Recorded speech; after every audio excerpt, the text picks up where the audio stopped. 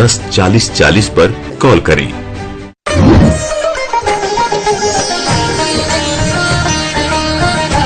नमस्कार, आपका बहुत स्वागत है हमारे खास कार्यक्रम कुंडली आपकी में और मैं हूं आपके साथ अंशिका। दर्शकों, इस कार्यक्रम में आज हम बात करने वाले हैं बृहस्पति ग्रह के बारे में, यानी कि गुरु के बारे में।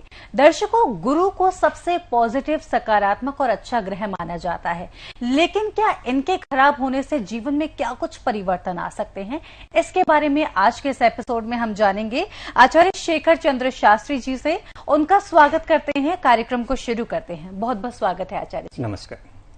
इस कार्यक्रम में चर्चा को शुरू करने से पहले दर्शकों आपको बोलना चाहूंगी, टीवी पर दिए गए नंबर्स हैं, लगातार आपकी टीवी पर फ्लैश हो रहे हैं। नंबर्स पर आप कॉल कर सकते हैं, अभी कॉल कर सकते हैं 24x7, कभी भी कॉल कर सकते हैं और आचार्य जी से बात कर सकते हैं, अपनी कुंडली का अवलोकन करवा सकते हैं। जीवन में कोई भी समस्या आ रही हो, उन समस्याओं का समाधान आपकी कुंडली में अवश्य होता है, तो उसके लिए आवश्यकता है अपनी कुंडली का अवलोकन करवाने की। उसके लिए टीवी स्क्रीन पर नंबर दिए जा रहे हैं, नंबर्स पे कॉल करें और आचार्य जी से संपर्क करें।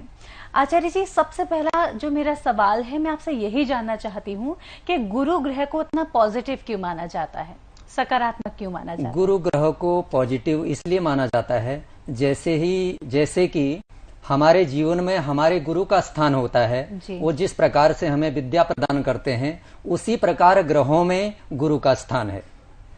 जिस प्रकार की विद्या हमें प्राप्त होती है, हमारे यहाँ कहा जाता है विद्या ददाति विनयम, विनयाद्याति पात्रताम, पात्रत्वात् धनमाप्नोति, धनात् धर्म ततः सुखम। विद्या से विनय प्राप्त होता है, विनम्रता प्राप्त होती है और विनम्रता से पात्रता प्राप्त होती है, क्वालिटी प्राप्त होती है। पात्रताम पात्रत्वात् धनमाप्नोति, और क्वालिटी से धन प्राप्त होता है। और धनात् धर्म ततः सुखम, धन से धर्म होता है, अपने कर्तव्यों का हम पालन कर पाते हैं धन के कारण, हमारे पास जो धन होता है उससे। और कर्तव्यों के पालन करने से, यानी कि धन के अच्छे खर्च करने से हमें सुख की प्राप्ति होती है। हमारा लक्ष्य भी होता है कि हम अपने जीवन में सुख प्राप्त कर सकें, इसीलिए गुरु का स्थान इतना शुभ कुंडली में होता है। हाँ, शुभ गुरु को इसलिए माना जाता है। जी आचार्य जी, बहुत अच्छे से आपने समझा दिया कि गुरु का हमारे जीवन में क्या स्थान होता है और क्यों उतने ज्यादा शुभ माने जाते हैं। अब मैं आपसे ये जानना चाहती हूँ आचार्य जी, जब गुरु शुभ होते हैं तो क्या जीवन में सकारात्मकता लेकर आते हैं? मैंने जैसे कि अभी एक श्लोक पढ़ के अंशिका जी आपको बताया, हमारे यहाँ यह श्लोक बहुत मान्यता प्राप्त है। गुरु जब शुभ होते हैं तो विद्या देते हैं, और जब गुरु अशुभ हो जाते हैं तो विद्या में कमी आ जाएगी। विद्या में कमी आ जाएगी तो इसी प्रकार विपरीत हो जाएगा हमारा जीवन। विनम्र हम न होंगे, हम बिल्कुल समाज में एक बहुत अच्छा व्यवहार नहीं कर पाएंगे, विनम्र व्यवहार हमारा नहीं होगा। विनम्र व्यवहार नहीं होगा तो हमारी क्वालिटी अच्छी नहीं होगी। क्वालिटी अच्छी नहीं होगी तो अगर हम नौकरी करना चाहें, जॉब करना चाहें, तो जॉब हमें इतनी अच्छी नहीं मिल पाएगी, क्योंकि हम में वैसी क्वालिटी नहीं है, तो जॉब नहीं मिल पाएगी। या फिर वैसा व्यवसाय हम नहीं कर पाएंगे उच्च स्तर का, तो धन भी हमारे पास नहीं हो पाएगा। धन नहीं हो पाएगा तो हम अपने सुख सुविधाओं को कैसे भोग पाएंगे? कुल मिलाकर गुरु का जीवन में स्थान ये है कि अगर गुरु अच्छे होते हैं तो सारी चीजें अच्छी चल जाती हैं, क्योंकि गुरु के अच्छे होने से हमारा व्यवहार होता है उसमें कहीं ना कहीं मधुरता आती है, मिठास आती है, जिस वजह से हमारे सारे काम अपने आप बनते चले जाते हैं। क्योंकि जब हम किसी से बात भी करते हैं तो हमारा व्यवहार बहुत ज्यादा मायने रखता है। अगर हम किसी से थोड़ा ज्यादा रूडली बात करेंगे तो वो हमारा सुनेगा नहीं। तो कुल मिलाकर ये बात है। तो आचार्य जी, इसके साथ अब ये भी जानना चाहूंगी, अगर गुरु बुरे हैं उन्हें ठीक कैसे किया जा सकता है? उनका उपाय कराया जा सकता है, उनका जप किया जा सकता है, उनकी पूजा की जा सकती है। और एक सरल सा उपाय मैं बता दूं कि हम विद्या अध्ययन कर सकते हैं, अपनी ओर से स्वाध्याय कर सकते हैं। अधिक से अधिक पढ़ने से भी गुरु अच्छा होता है। अच्छा जी, तो ये सारी चीजें हम कर सकते हैं अगर हम अच्छा पढ़ रहे हैं। या आचार्य जी, देखा जाए जो लोग बहुत ज्यादा पढ़े लिखे होते हैं, अगर मैं लेम लैंग्वेज में बात करूं, बहुत ज्यादा पढ़े लिखे होते हैं, अच्छी क्वालिफिकेशन उनकी होती है, कहीं इसी वजह से तो नहीं उनका व्यवहार बहुत ज्यादा सौम्य होता है? जी हाँ, विद्या तो वही है जो हमें विनय प्रदान कर दे, जो हमें सौम्यता लाए, जो हमें ठंडाई लाए, जो हमारे व्यवहार में। और जो थोड़ा बहुत जान लेते हैं तो फिर वो बात नहीं रह पाती। बिल्कुल बिल्कुल जी, बिल्कुल आचार्य जी, और भी इस पर चर्चा करेंगे, गुरु क्या कुछ हमारे जीवन में करते हैं, इनको और भी ज्यादा अच्छा कैसे करें। फिलहाल एक कॉलर जुड़ गए हैं, आइए उनसे बात कर लेते हैं। बहुत बहुत स्वागत है आपका। प्रणाम पंडित जी। प्रणाम जी। पंडित जी, मेरा नाम निशी है।